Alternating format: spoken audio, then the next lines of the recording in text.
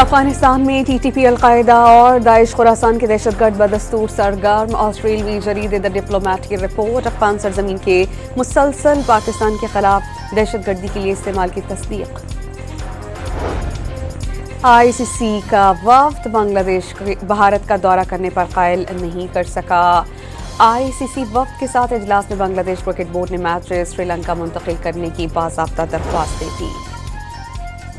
لاہور کے علاقے کاہنہ میں گھر سے 3 افراد کی لاشیں ملی، والد اور 2 بیٹے شامل۔ پولیس کے مطابق لاشیں 20 روز پرانی ہیں۔ اور کسٹمز انفورسمنٹ کوئٹہ کی کارروائیاں 51 کروڑ 53 لاکھ روپے مالیت کا اسمگلنگ شدہ سامان برآمد۔ ملٹی ڈومین آپریشنز جنگی محاذ پر کامیابی کی ضمانت، افواج پاکستان بدلتے جنگی تقاضوں سے ہم آہنگ، جدید ٹیکنالوجی، تباہ کن فائر پاور اور انتہائی درست نشانہ بندی میں مہارت ثابت، فضائی زمینی سائبر الیکٹرانک وارفیئر، خودکار نظام اور انفارمیشن آپریشنز کو مشترکہ حکمت عملی کے تحت استعمال کرنے کی تیاری۔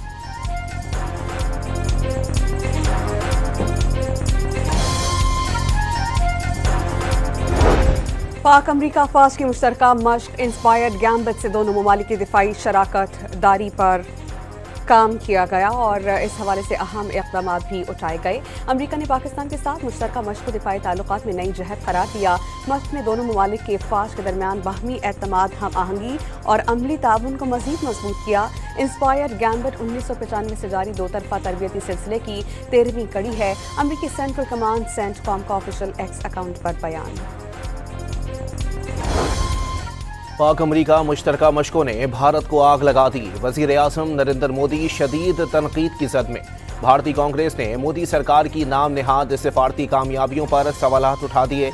جے رام رمیش نے امریکہ کی جانب سے پاکستانی فوجی قیادت کی تعریف بھارتی بیانیے کے لیے دھچکا قرار دے دی۔ معروف امریکی جریدہ بھی سندھ طاس معاہدے پر پاکستانی موقف کا حامی، بھارت کا دلہستی سٹیج 2 منصوبہ معاہدے کی خلاف ورزی قرار دے دیا۔ بھارت کا پانی کو اسٹریٹجک ہتھیار بنانا ناقابل قبول ہے۔ اقدام کے بعد جنوبی ایشیا میں پانی کا نیا تنازع کھڑا ہو گیا۔ سندھ طاس معاہدے کی معطلی علاقائی کشیدگی بڑھائے گی، نیشنل انٹرسٹ کی رپورٹ نے صورتحال واضح کر دی۔ بڑے میاں تو بڑے میاں، چھوٹے میاں سبحان اللہ۔ بھارت کی انڈر 19 ٹیم بھی بڑوں کے نقش قدم پر، تعصب اور تنگ نظری عروج پر۔ انڈر 19 ورلڈ کپ میں بھارتی کپتان کا بنگلہ دیشی کپتان سے ہاتھ ملانے سے انکار، ٹاس کے بعد نظر انداز کرتے ہوئے آگے بڑھ گئے۔ بنگلہ دیش نے بھارت کو منہ توڑ جواب دینے کی ٹھان لی، آئی سی سی وفد میں شامل بھارتی آفیشل کو ویزا دینے سے صاف انکار۔ میڈیا رپورٹس کے مطابق آئی سی سی کا وفد بنگلہ دیش کرکٹ بورڈ سے بات چیت کے لیے ڈھاکہ جانا چاہتا ہے تاکہ اسے بھارت میں میچز کھیلنے کے لیے آمادہ کیا جا سکے۔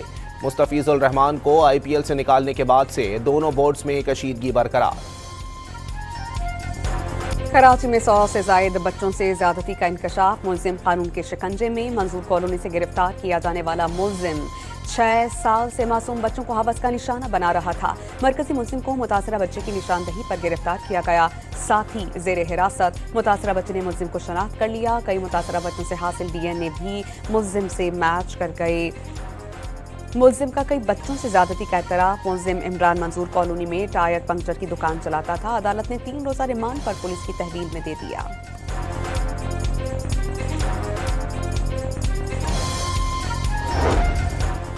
پنجاب، سندھ اور بلوچستان میں شدید دھند کے باعث المناک حادثات، 27 افراد جاں بحق، 50 سے زائد زخمی۔ وزیر اعلیٰ سندھ کی 100 بچوں سے زیادتی کے ملزم کی گرفتاری پر پولیس ٹیم کو شاباش، بچوں سے زیادتی کے کیسز ناقابل برداشت قرار دے دیے۔ ملزمان کے خلاف ٹھوس شواہد عدالت میں۔ پنجاب، سندھ اور بلوچستان میں شدید دھند کے باعث المناک حادثہ، 29 افراد جاں بحق، 50 سے زائد زخمی۔ سرگودا میں ٹرک نہر میں گر جانے سے 14 افراد جان سے گئے۔ ٹرک میں سوار افراد جنازے میں شرکت کے لیے جا رہے تھے۔ گوادر میں اور ماڑا کے قریب مکران کوسٹل ہائی وے پر کوچ الٹ جانے سے 10 افراد جاں بحق، 36 زخمی۔ سانگھر میں ٹرک نے موٹر سائیکل کو روند ڈالا، 2 بھائی زندگی ہار گئے۔ دھند کے باعث لاہور اور سیالکوٹ میں حادثات میں 3 افراد کی جان لے لی۔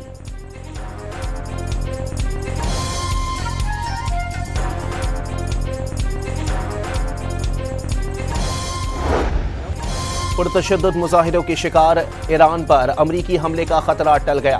صدر ٹرمپ نے ایران پر چڑھائی نہ کرنے کے فیصلے کی تصدیق کر دی۔ کارروائی نہ کرنے پر خود کو قائل کیا، کسی اور ملک نے نہیں۔ ایران میں 800 افراد کو پھانسی دی جانی تھی لیکن کسی کو پھانسی نہیں دی گئی۔ اس کا بہت بڑا اثر پڑا۔ امریکی صدر کا ایرانی قیادت سے اظہار تشکر۔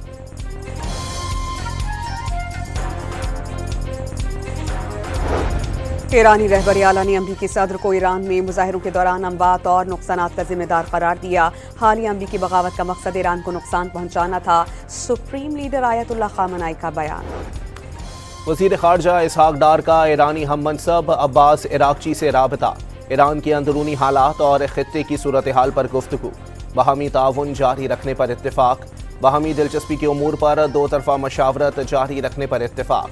وزیر خارجہ نے ایران میں امن و استحکام کے لیے نیک تمناؤں کا اظہار کیا۔ ڈونلڈ ٹرمپ کا ایک بار پھر پاکستان اور بھارت سمیت 8 جنگیں ختم کروانے کا ذکر۔ پاکستانی وزیر اعظم کا یہ کہنا کہ آپ نے 1 کروڑ جانیں بچائیں ایک بڑا اعزاز ہے۔